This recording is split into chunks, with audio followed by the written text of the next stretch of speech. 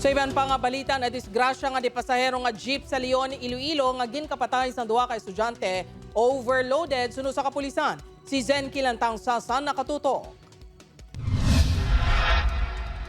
Nadiskubrihan sang Leon Municipal Police nga overloaded o kung sobra sa maximum passenger capacity nga 27 ka pasahero ang jeep nga naaksidente sa Barangay Cagay, Leon, Iloilo kahapon sang aga. Base sa investigasyon sang kapulisan, mas sobra 30 ang pasahero sang jeep nga ginamaneho ni Yuben Cabansag. Matandaan nga napatay sa aksidente ang magtiyo nga menor de edad nga mga estudyante. Samtang pilason ang 16 ka mga individual matapos madisgrasya sa takladon nga bahin sandalan. Sa amon guro is recommendation sa LTO regarding sa iyang overloading. No?